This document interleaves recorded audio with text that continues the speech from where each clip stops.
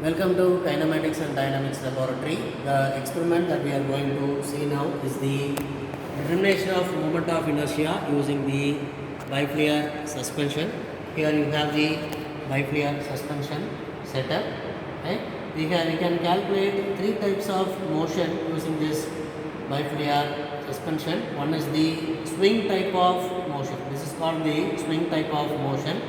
And the second type of motion, this is the cycle type of motion, right? This is called the cycle type of motion, and the third one, this is called the twist type of motion. This is called the twist type of motion. For the university experiment purpose, we are going to calculate the twist type of reading in this experiment. Right? First, the reading is calculated for 5 twists without any weights added. Right? First, the time taken is calculated for the 5 twists done by the Bifliar setup. Right? 5. Right? The time is calculated for the 5 swings without any weights added. After that, you have the various weights placed here. You have the 50 gram weights placed, you have the 90 gram weights placed here, and you have the 105 gram weights which is placed. You have to add the 50 gram weights first here on one side, and the next 50 gram weight is added to the other side. Okay. Here the length of the cable, that is from the top center up to here, it measures 50 mm. Okay.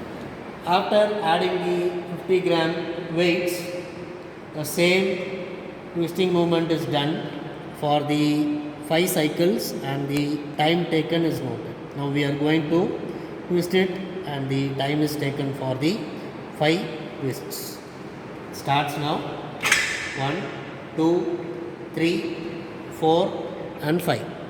So this is the time taken for the 5 twists done by a Bifliar suspension. After that, the weights are removed, and after that the 90 gram weights are added.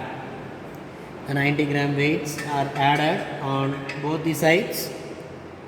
Now we are going to calculate the time taken for the twist movement of the Bifliar suspension for the 90 gram dead weight. 1, 2, 3, 4 and 5. So this is the time taken for the Bifliar suspension system for 90 gram weight. After that, we are going to add the 105 gram dead weights on both sides of the Bifliar suspension system. The same process is repeated for 5 twists. 1, 2, 3, 4 and 5. So this is the time taken for the Bifliar suspension system for 5 twists with a load of 105 grams. Okay.